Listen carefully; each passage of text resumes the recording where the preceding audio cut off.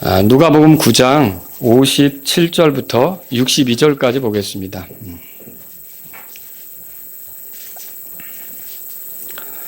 제가 읽겠습니다. 그리고 맨 마지막 62절은 같이 읽겠습니다. 그들이 길을 갈 때에 어떤 사람이 그분께 이르되 주여 주께서 어디로 가시든지 내가 주를 따르리이다 하니 예수님께서 그에게 이르시되 여우도 굴이 있고 공중의 새도 보금자리가 있으되 사람의 아들은 머리 둘 곳이 없도다 하시고 또 다른 사람에게 나를 따르라 하시거늘 그가 이르되 주여 먼저 내가 가서 내 아버지를 장사 지내게 허락하옵소서 하니 예수님께서 그에게 이르시되 죽은 자들이 자기들의 죽은 자들을 장사 지내게 하고 너는 가서 하나님의 왕국을 선포하라 하시니라. 또 다른 사람이 이르되 주여 내가 주를 따르겠나이다마는 먼저 내가 가서 내 집에 있는 자들에게 작별을 고하게 하옵소서 하니 다 같이요.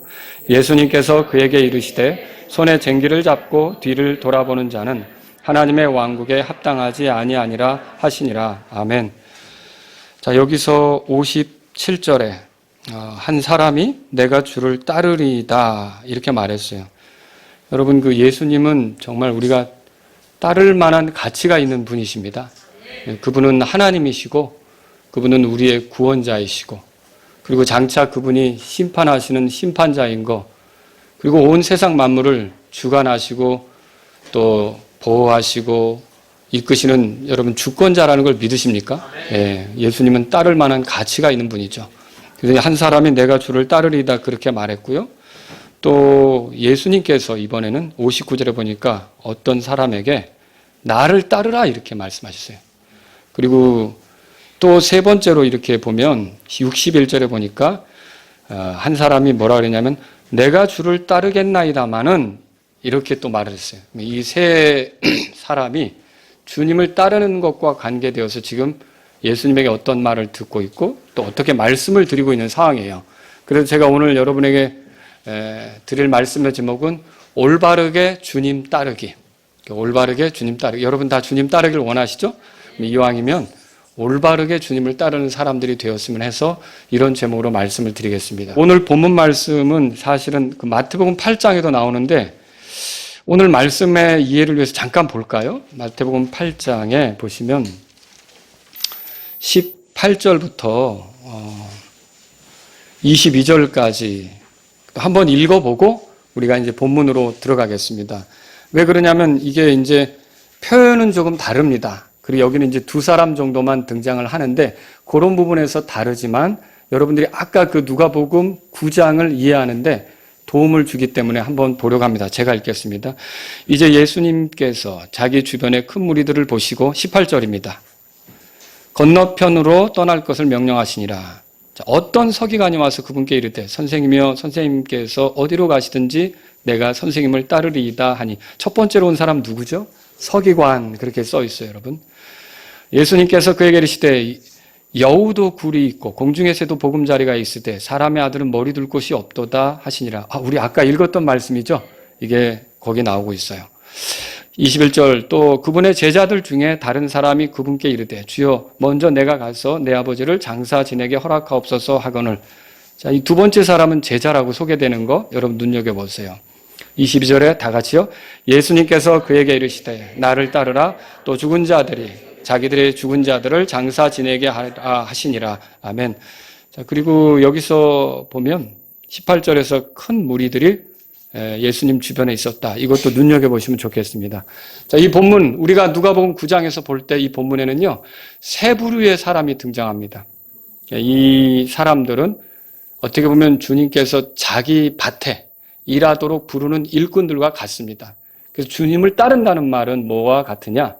주님의 밭에서 일하도록 쟁기 잡고 이제 수고하게 되는 그런 사람들과 같다. 이렇게 보시면 됩니다. 자, 이 사람들이 해야 될 일은 뭘까요? 하나님의 왕국을 선포하는 것, 그리고 하나님의 왕국에 합당한 사람들이 되는 것. 이게 이제 주님을 따르면서 보여줘야 될 일이죠. 이 본문을 통해서 우리가 주님을 따르는 그 세 부류의 사람들을 살펴보려고 해요. 우리가 혹시 여기서 이게 내 모습 같다 할 수도 있는 거고요. 이런 모습이 되면 안 되겠다 할 수도 있는 거겠죠. 자, 우리 한번 살펴보죠. 첫 번째는 뭐냐면요. 이제 스스로 주님을 따르고자 하는 사람이 등장합니다. 오늘 본문 57절, 누가복음 9장 57절, 58절에 그렇게 기록되어 있어요. 자, 우리 한번 읽어보죠. 같이. 그들이 길을 갈 때 어떤 사람이 그분께 이르되 주여 주께서 어디로 가시든지 내가 주를 따르리이다 하니 예수님께서 그에게 이르시되 여우도 굴이 있고 공중에 새도 보금자리가 있으되 사람의 아들은 머리 둘 곳이 없도다 하시고, 자, 그들이 길을 갈 때 그랬어요. 지금 예수님이 어디로 가시는 중이죠. 뭐 여기도 들리고 저기도 들리고 할 거예요. 그런데 여러분에게 여쭙겠습니다. 예수님이 이렇게 길을 가시는데 최종 목적지는 어디입니까? 예루살렘이죠. 예루살렘에 왜 가시는 거죠? 거기서 십자가에서 죽임당하시기 위해서 가는 거예요. 그러니까 사실 어떻게 보면 이 길을 가는 것은 죽으러 가는 거예요. 자, 근데 이때 굉장히 많은 사람들이 예수님 주변에 있었죠. 여러분, 예수님이 예루살렘으로 가는 거는 왜 예루살렘으로 가느냐? 죽임당하러 가는 거고, 그러면 또 여쭤볼게요. 왜 예수님이 죽는 거죠?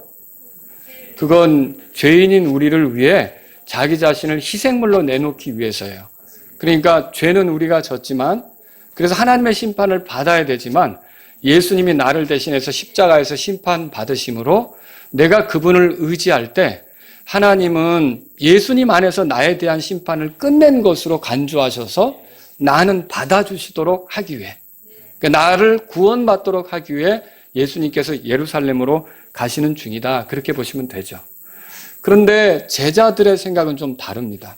제자들은 예수님이 예루살렘에 올라가면 왕이 될 거라는 기대가 있었어요. 그래서 우리가 이 본문을 대하기 몇 주 전에 제자들끼리 서로 논쟁이 있었던 것을 읽어봤죠? 그때 어떤 주제로 논쟁을 했습니까? 이 제자들 중에 이제 누가 더 큰 자가 될 것인가? 그러니까 예수님이 왕이 된다면 예수님 다음 자리, 그 자리는 누가 차지할까? 이걸 가지고 서로 논쟁을 했었다는 게 기록되어 있잖아요.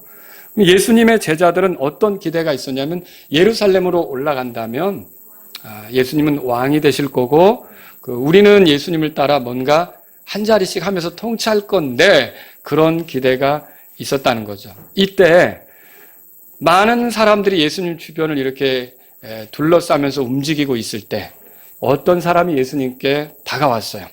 그러니까 마태복음 아까 읽었죠? 이 첫 번째 사람은 신분이 뭐였습니까? 서기관이었다는 것이 성경에 기록되어 있습니다. 자, 이 사람이 예수님에게 뭐라 그랬냐면 주여, 주께서 어디로 가시든지 내가 주를 따르리이다 그랬어요. 여러분 이거 잘 말한 겁니까?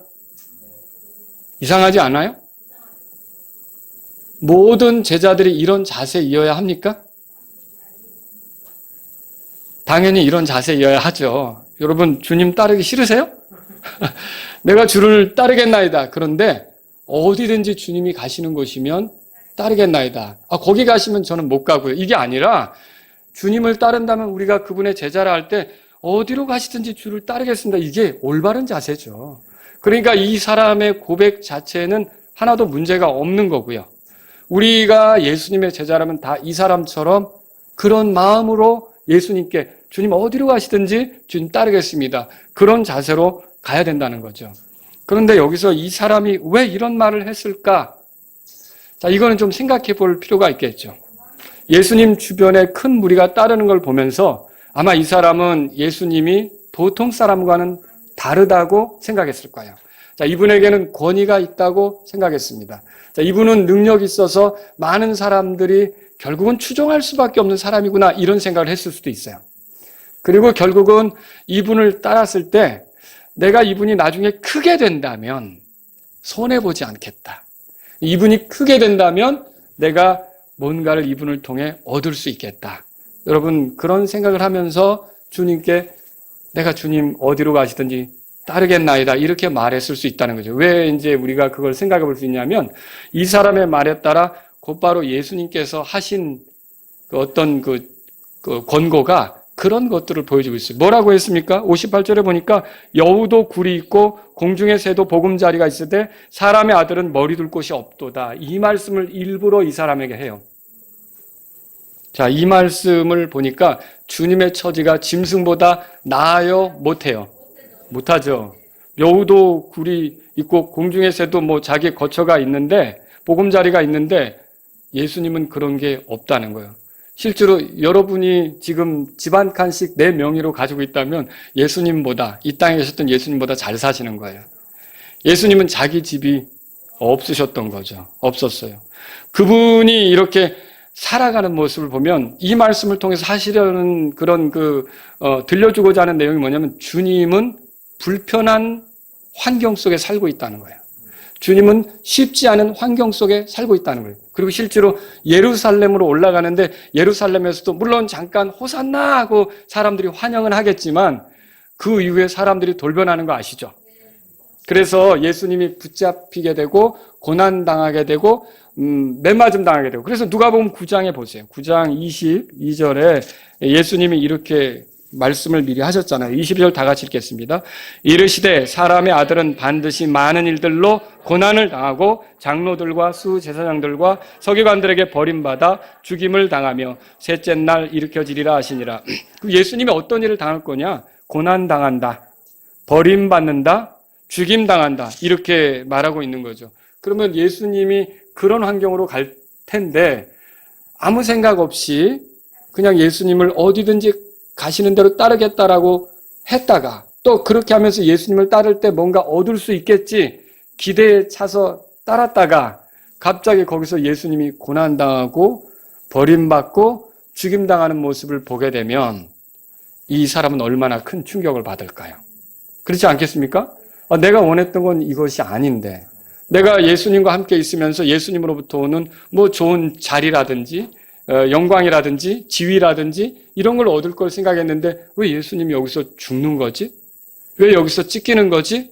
이런 생각을 할 수밖에 없다는 것이죠. 그래서 여기서 예수님이 하시려는 말씀 뭐냐면 내가 주를 따르겠나이다. 혹시 여러분도 이 제자처럼 그런 마음이 있으세요? 주님을 따르고 싶으시죠? 그렇다면 여기서 들어야 될 게 뭐냐면 각오하셔야 한다는 거예요. 뭐 해야 된다고요? 각오해야 된다는 거죠. 그러니까 무슨 각오냐면요. 내가 어디든지 주님을 따르겠습니다라고 했지만 주님이 가시는 곳이 사실은 좋은 환경, 편한 환경, 쉬운 환경이 아니라 굉장히 사람을 곤혹스럽게 하는 그런 환경이다. 내가 그분을 따라서 그 속에서 정말 버틸 수 있느냐, 그 속에서 함께 할 수 있느냐는 아무 각오 없이 따랐다가는 나중에 그거 감당 못하고 넘어질 수 있는 거예요. 뒤로 물러갈 수 있는 거죠. 그러니까 예수님은 여기서 뭘 말씀하시느냐? 단지 주님을 따르면 충분한 보상이 있겠지. 내가 이렇게 인생을 투자했으니 주님으로부터는 좋은 것이 있겠지. 그분이 왕이 된다면 내가 그분과 함께 다스리겠지. 뭐 이런 그 좋은 생각만 하고 그 생각 자체가 나쁜 건 아닌데요. 이성계를 도우면 조선이 세워질 때 개국공신이 될 거 아닙니까? 예수님께서 왕국을 세우면 주님 함께하고 주님을 따랐던 사람은 그 왕국의 통치자들이 될 거 아닙니까? 그 생각을 하는 거는 나쁜 거는 아니지만 주님을 따르겠나이다. 이 생각은 나쁜 건 아니지만 여러분 여기서 가벼운 생각, 각오 없이 어려운 것들에 대한 아무런 준비도 없이 이렇게 따르려고 하는 거는 결국 그 사람이 나중에 어려운 순간을 만나면 뒤로 넘어질 수 있고 못 따르겠다고 할 수도 있고 포기할 수도 있고 이런 문제가 생길 수 있다라고 하는 것이죠. 그래서 주님은 짐승들도 거처가 있지만 주님은 머리 둘 곳도 없다. 쉴 만한 곳도 없다. 그분이 가시려는 환경이 쉽지 않은 환경이라는 거죠. 이걸 통해서 그래도 할 수 있겠냐? 이런 거예요. 이걸 통해서 하시려는 말씀 뭐예요? 각오하고 정말 따르고 있는 거야? 내가 가는 곳 어디라든지 가겠다면서 정말 이렇게 쉽지 않은 환경인데 갈 수 있겠어? 여러분 예수님을 따르면 보상이 있다는 거 믿으십니까? 그분과 함께 통치하게 된다는 거 믿으십니까? 그분이 왕국을 세우려고 오셨을 때 우리가 그분과 함께 다스리게 되는 걸 믿습니까? 근데 그래서 우리가 주님을 따른다고 할 때 우리에게 정말 있어야 될 건 뭐냐면 내가 그게 어떻게 어렵든지 어떻게 불편하든지 정말 내가 한 말대로 그게 쉽지는 않지만 주님 끝까지 주님을 따르겠습니다. 그런 자세가 우리에게 필요하다는 거죠.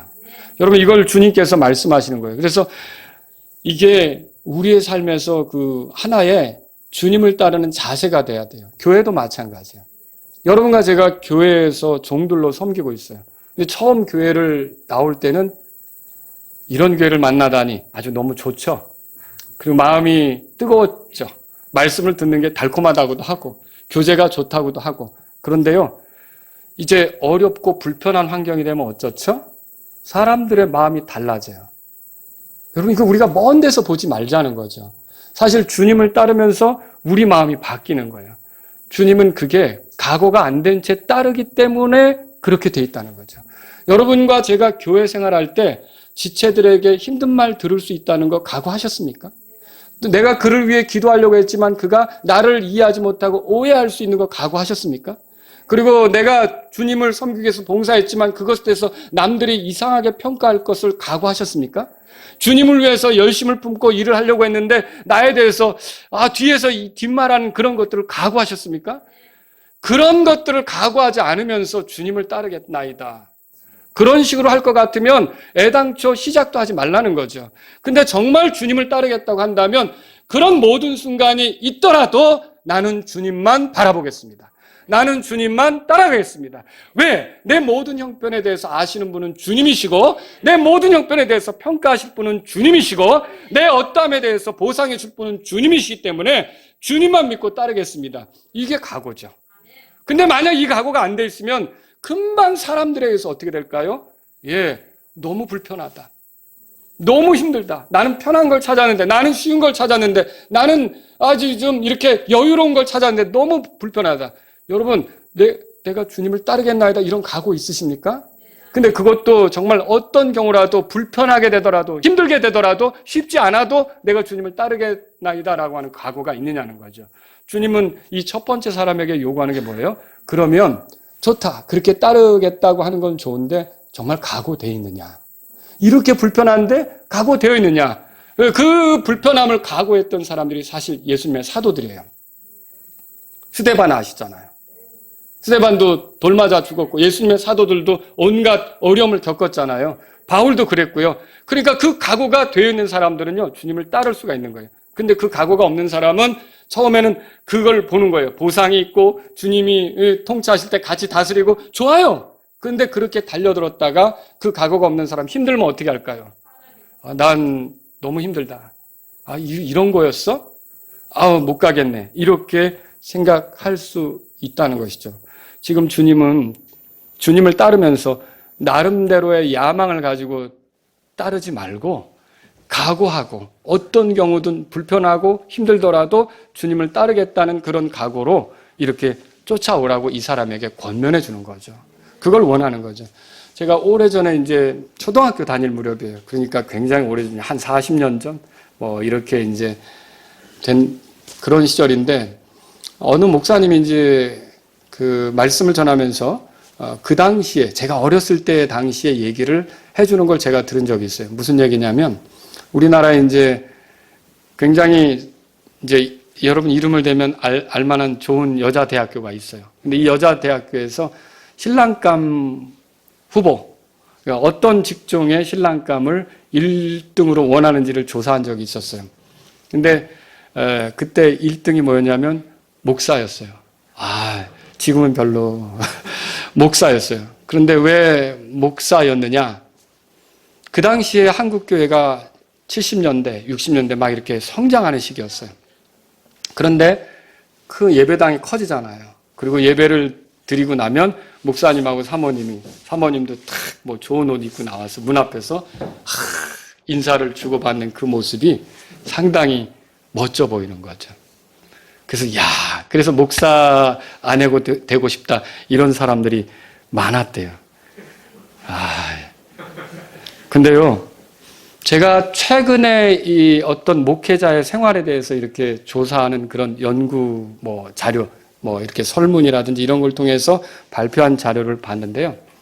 목회자의 아내 80%가 정신질환이래요.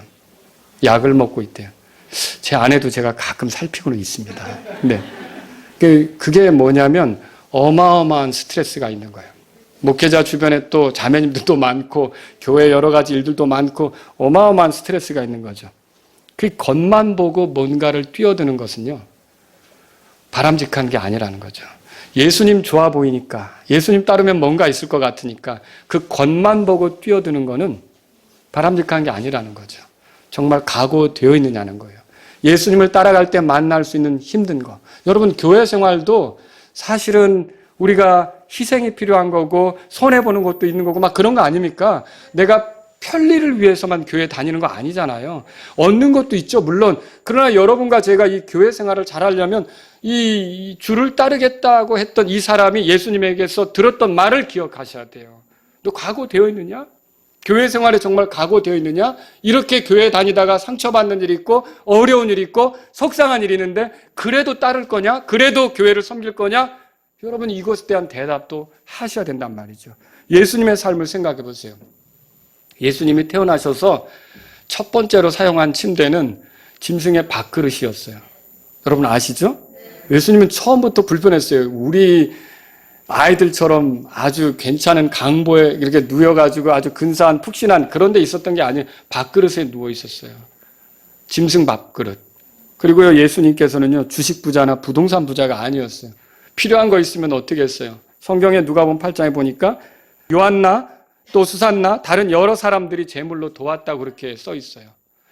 그리고요, 예수님 그러니까 늘 누가 도와줘서 살았던 거죠. 그리고 예수님이 타셨던 최고의 차가 뭔지 아세요?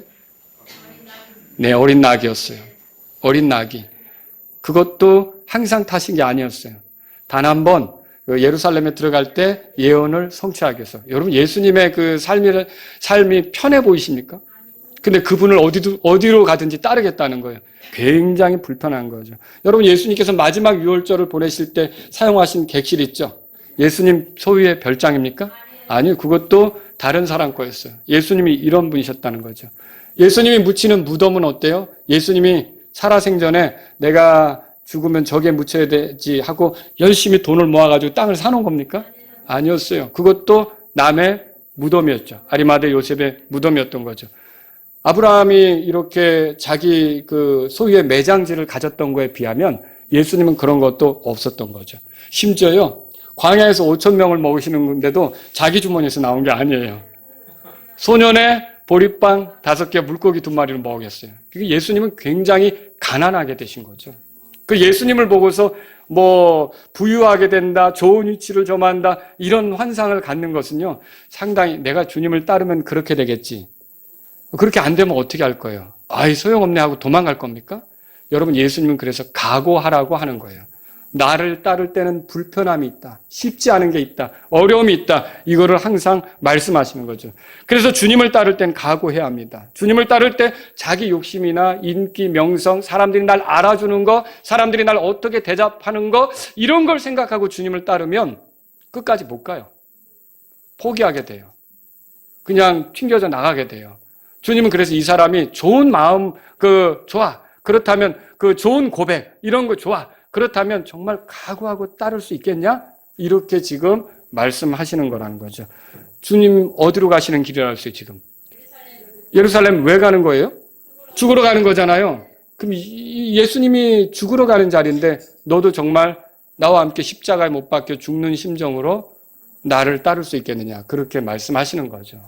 여러분, 우리가 주님의 제자라면요, 쟁기를 잡고 싶어 하는 건데, 그러면 요 쟁기질 하다가 힘들다고 뛰쳐갈 생각 하지 말고 정말 이게 굉장히 어려운 건데 각오됐느냐라고 지금 주님이 물으신다는 것을 기억하시면 좋겠습니다.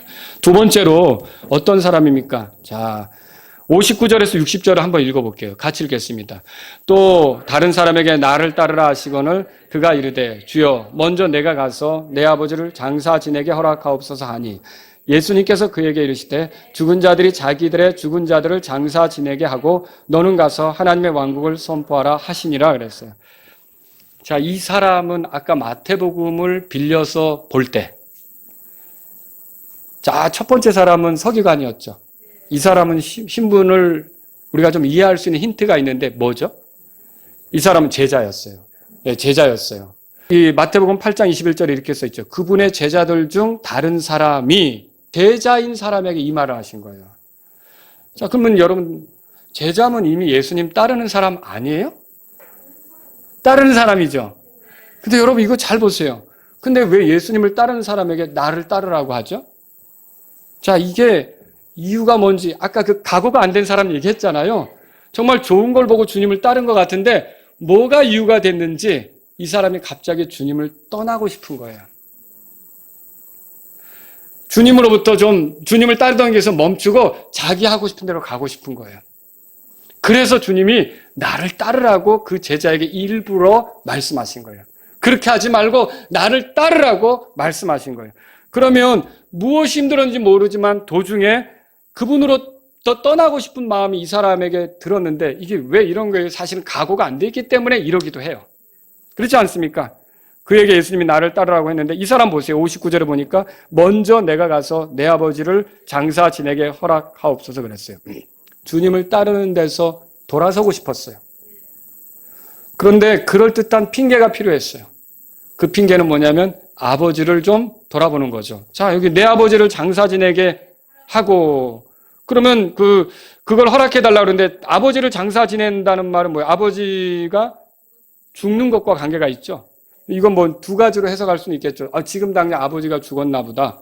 그래서 장사 지내고 오겠다는 건가? 아니면 아직은 살아계시지만 아버지가 이제 언제 돌아가실지 모르는데 돌아가시게 되면 그때 이제 모든 걸 정리하고 그때 와서 섬기게 해달라고 지금 요청하는 건가? 뭐 두 개가 어떤 것이 되었든지 간에 후자로 좀 생각은 되는데요. 여러분 이 어떤 경우든 지금 주님으로부터 떠나가고 싶은 거예요. 여기서 가만히 보면 세 번째 사람하고 이렇게 비교해 볼 때 뭐가 다르냐면 세 번째 사람이 이러죠. 61절에 내가 주를 따르겠나이다마는 그 말이 있어요. 근데 이 두 번째 사람이 주를 따르겠다는 말이 있어요, 없어요? 못 찾아요. 그냥 가겠다는 거예요. 먼저 그렇게 하겠다는 거예요. 그런데 사실 아버지가 어떻게 될지는 기한이 없는 거예요. 그러니까 무한정 떠나 있겠다는 거죠. 이 사람은 나를 따르라는 주님의 말 앞에서 먼저 다른 것을 하겠다고 했어요. 오늘날 이렇게 다른 그럴듯한 이유로 주님을 따르라는 명령을 회피하려고 하는 제자들이 있다는 거예요. 제자들. 상처받은 거예요. 힘든 거예요. 속상한 거예요. 뭐가 기대했는데 안 된 거예요. 뭐를 바랐는데 바란 대로 안 된 거예요. 내가 생각한 대로 안 된 거예요. 예수님 따르면 될 줄 알았는데 그런 게 있을 수 있잖아요. 그래서 떠나겠다는 거예요. 여러분 예수님께서 우리가 가족에 대한 의무를 하거나 사회에 대한 의무를 하는 거에 대해서 소홀한 거 이걸 원하십니까? 아니죠. 자기 가족을 돌아보라고 가르치는 게 성경이에요. 그리고 세금 낼 거 있으면 세금 내라고 하는 게 성경의 가르침이에요. 그렇죠? 어떤 힘든 일이 있다고 해서 그런데요. 이렇게 그럴듯한 핑계를 이렇게 내놓고 주님을 떠나가려고 하는 건 지금 주님께서 원하지 않는 거죠. 이게 뭐와 같으냐면 자, 너 이제 나를 따른다고 했지? 그래, 좋아. 쟁기를 잡고 일해. 그랬어요. 그런데 쟁기를 잡고 열심히 일한 것 같은데 얼마 동안 이 사람이 갑자기 쟁기를 들고 와서 딱 내놓으면서 저 좀 아버지한테 가봐야겠어요. 이유가 뭐예요? 여기 있는 것이 힘든 거예요. 떠나고 싶은 거예요.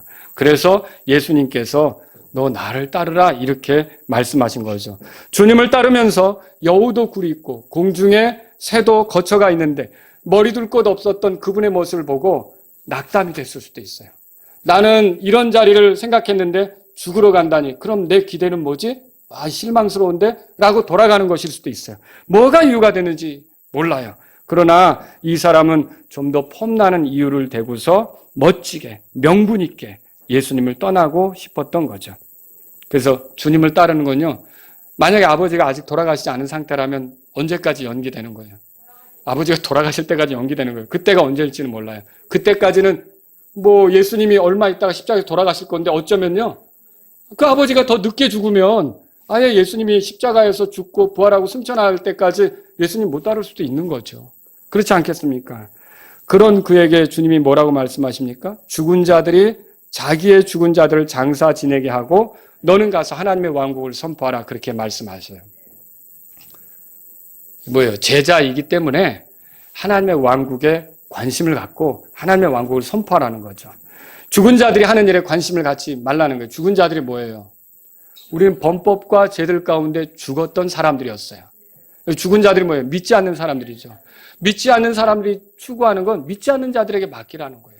너는 살아났다면 그리고 생명을 가졌다면 산 사람답게 생명의 주이신 예수님을 따르는데 집중하라는 거죠. 주님이 그렇게 가르치는 거예요. 바울은 예수 그리스도의 좋은 군사에 대해서 말한 적이 있어요. 근데 뭐라 그랬냐면 이 예수 그리스도의 좋은 군사는 이 세상 삶의 일에 얽매이지 않는다 그랬어요. 그리고 자기를 군사로 모집한 자를 기쁘게 한다. 디모데후서 2장 3절 4절에 그렇게 말했어요. 혹시 우리는 이미 손에 쟁기를 잡고 뭐가 힘들어서, 뭐가 낙심이 돼서, 뭐가 속상해서, 뭐가 내 기대대로 안 돼서 이 사람처럼 이렇게 떠나려고 할 수 있다는 거죠. 그것도 그럴듯한 이유, 정말 괜찮은 핑계 이런 것들을 대서 떠나려고 할 수 있다는 거죠. 그런데 주님의 제자라면 예수님께서 원하시는 건 뭐냐면 그래도 나를 따르라는 거예요.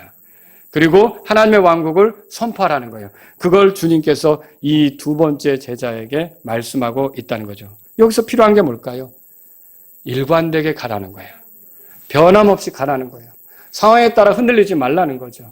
그래서 이왕 시작했다면 주님을 따라 일관되게 가라는 것을 이 두 번째 제자에게 주님이 말씀하시는 거예요. 세 번째 거 볼게요. 세 번째는요, 주님을 따르면서 땀만 먹는 사람이다. 그렇게 말할 수 있죠.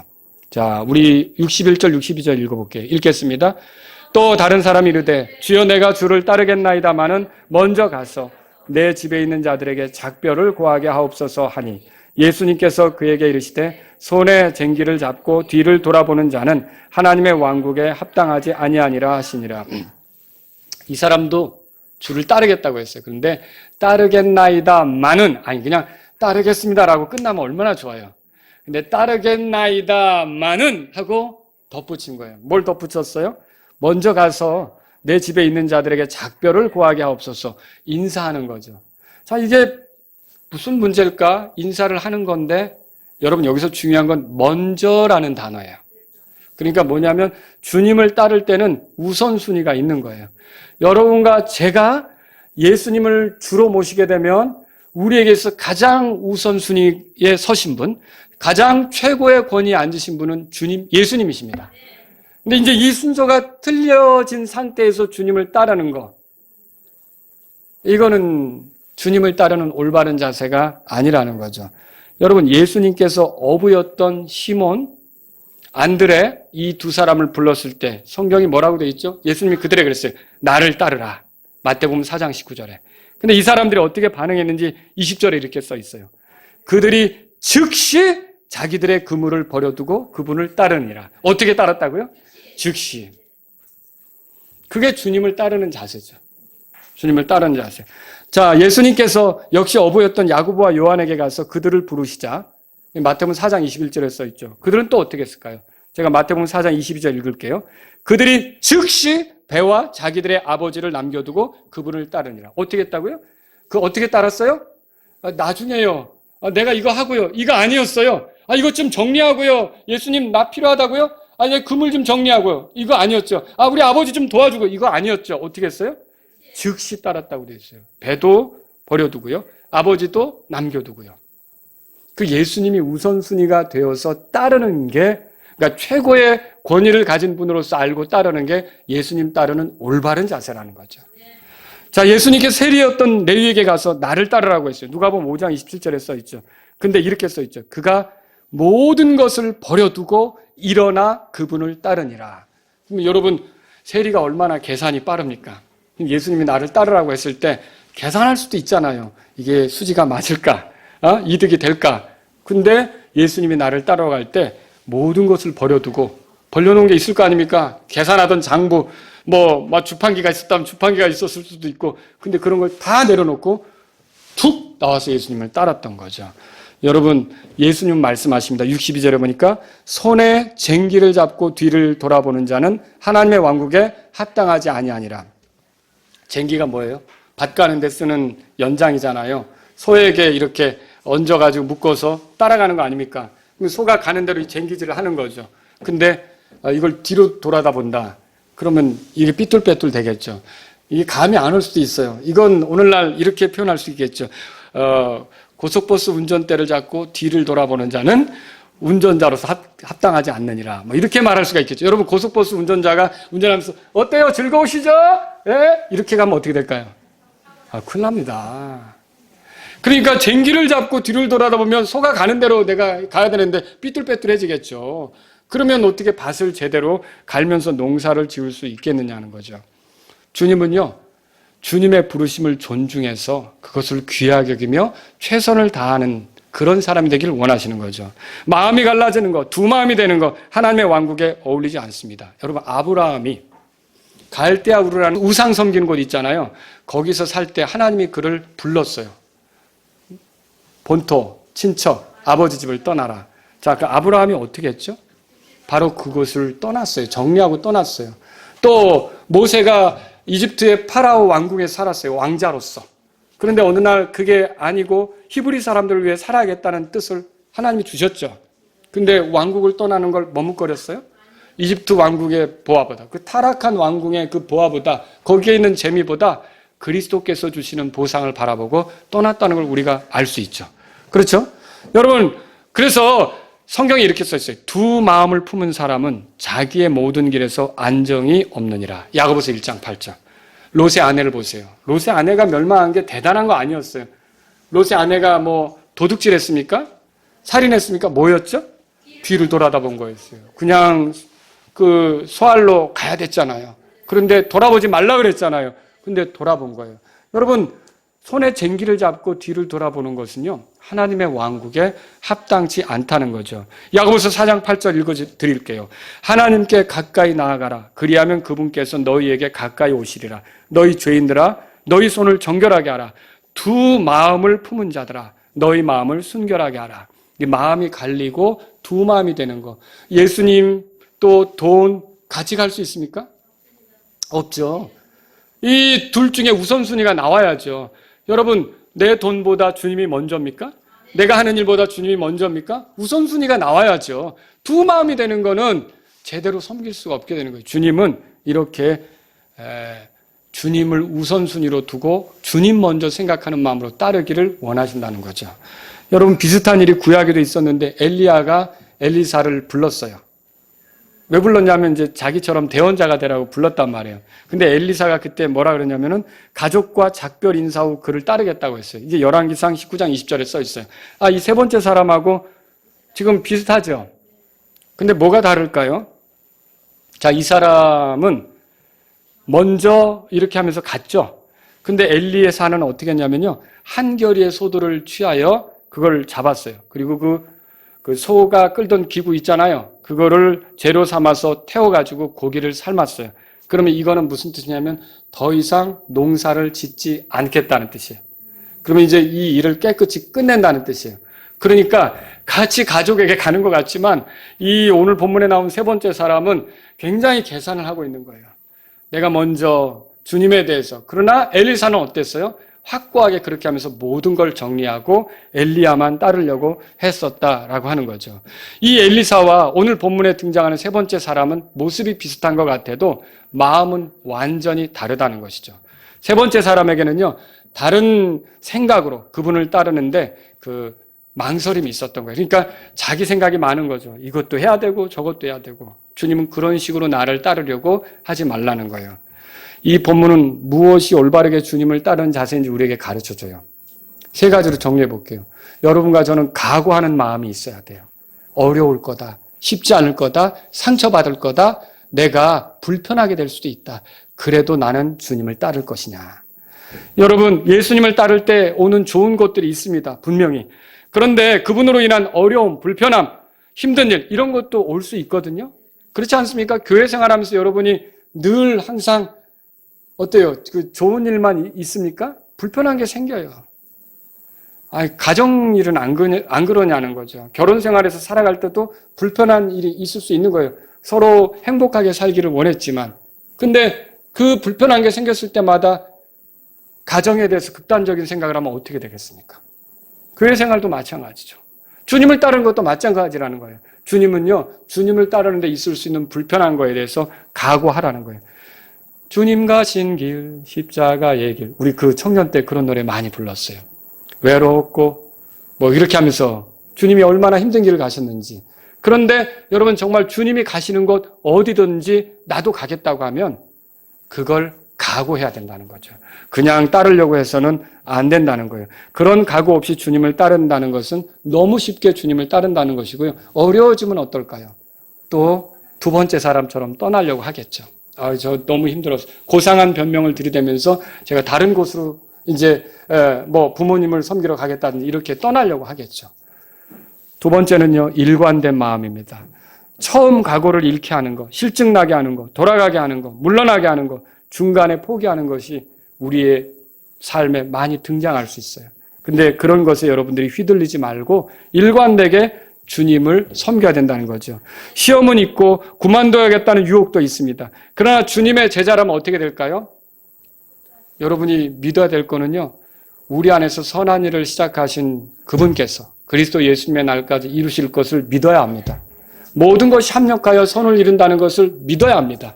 지금 당장 내게 불편하게 보여도 악을 선용하셔서 하나님께 영광이 되도록 이끌어 주실 수 있는 하나님을 믿어야 합니다. 예수님이 십자가 사건이 얼마나 불편한 겁니까? 그러나 그것이 우리의 구원을 이뤘잖아요. 그러니까 마찬가지 우리도 교회 생활하면서 가정 생활하면서 불편한 것들이 있지만 거기서 이 불편함으로 우리가 끝을 낼 생각을 할 게 아니라 이것이 다 선이 될 수 있고 하나님께 영광이 될 수 있다는 믿음을 가지고 모든 것이 합력하여 선을 이룬다는 그런 마음으로 예수님 따르는데 일관되게 가려고 해야 된다는 거죠. 이것이 우리에게 필요한 거예요. 예의와 격식을 갖추어 주님의 부르심의 목적에서 피해가려고 하는 일, 이런 게 생길 수가 있는 거예요. 여러분, 죽은 자들이 하는 일, 그 죽은 자들이 하게 하고요, 우리는 그것에 마음 빼앗길 필요가 없다는 거예요. 죽은 자들이 하는 일은 죽은 자들이 하게 하라 그랬으니까 만약 우리가 죽은 자들이 하는 일에 더 큰 관심을 갖는다면 우리 스스로 죽은 자처럼 행세를 하는 꼴이 되는 거죠. 여러분, 지금은 자다가 깰 때입니다. 죽은 자들 틈에 우리가 잠자고 있으면 안 되는 시절이죠. 근데 우리가 그런 생각으로 가볍게 일관됨을 잃어버리고 간다면 주님을 따르는 올바른 자세라고 할 수가 없다는 거죠. 세 번째로요, 주님이 먼저인 마음이 있어야 되는 거죠. 쟁기를 잡고도 뒤를 돌아보는 자는 합당하지 않다고 했어요. 주님을 따르겠다고 했어요. 그런데 그렇습니다만은 이렇게 덧붙인 거죠. 이 말로써 뭐 하는 거예요? 내가 주님을 안 따르겠다는 건 아닌데 먼저 이게 급합니다. 우리 그 생각 속에 그런 것들이 있지는 않은지 돌아볼 필요가 있어요. 내가 이 빚을 갚고 뭐하고, 내가 이 사무실 하나 세우고 뭐하고, 내가 이 공부를 끝내면 그때부터 주님을 섬기고, 내가 이 계약건을 마무리하면 그때부터 내가 주님을 섬기고. 여러분, 이거 사실은 우리가 이제는 그것들을 고쳐야 될 거라는 거죠. 내 상황이 어떠하든지 주님이 나를 부르셨다면 나는 주님이 먼저고 주님을 따라야겠다. 이것이 우리에게 필요한 거라는 거죠. 두 마음이 되어 열심을 내지 못하는 것, 이런 것들은 주님이 기뻐하지 않는단 말입니다. 자기 손에 이제 주님이 쟁기를 잡도록 이렇게 맡기셨어요. 그러면 뒤를 돌아보는 거 합당합니까? 아니라고 그랬죠. 그 다음 우리에게 필요한 건 뭐예요? 쟁기가 주님께로부터 우리 손에 들려졌으면 그때부터는 주님의 밭을 열심히 가는 것만 우리에게 필요하다는 거죠. 그것을 손에 잡고 자꾸만 뒤를 돌아보는 자세는 주님께 어울리지 않다는 것입니다. 제가 왜 이 말씀을 드렸죠? 저와 여러분이 다 주님의 제자입니다. 그러면 주님이 우리에게 어떤 마음을 원하시는지를 알고 주님의 제자답게 따를 수 있는 저와 여러분들, 주님을 따라가는 저와 여러분들이 될 수 있기를 바랍니다. 기도하겠습니다. 오늘 이 말씀을 들으신 여러분 가운데 하나님, 제가 구원받고 예수님을 따르는 제자가 되었는데 좋은 모습만 보고 주님을 따르고 있습니다. 어렵고 불편하고 힘들고 또 때로는 나를 속상하게 할 수 있는 모습도 있는데 내가 그것에 대해서는 각오하지 못했었습니다. 이젠 내가 그것을 각오하고 상황이 어떻든 무슨 일이 벌어지든 일관되게 주님 따르기를 원합니다. 그런 분이 있다면 기도하십시오. 주님, 제가 너무 힘들어서 주님을 따르는데 지쳐서 주님 이런저런 이유로 낙심이 돼서 내가 좀 돌아서려고 했습니다. 다시 주님이 나를 따르라고 하는 음성을 듣고 부지런히 주님을 따르기를 원합니다. 이런 분이 있다면 기도하십시오. 주님, 제가 주님을 따르겠다고는 했지만 다른 여러 가지 이유들로 인해 주님이 먼저가 아니고 주님을 나중으로 지금 생각해 왔습니다. 주님, 제가 마음을 바꾸고 주님이 먼저인 사람으로 살아가기를 원합니다. 손에 쟁기를 잡고 뒤를 돌아보지 않는 사람이 되기를 원합니다. 이런 분이 있다면 기도하십시오.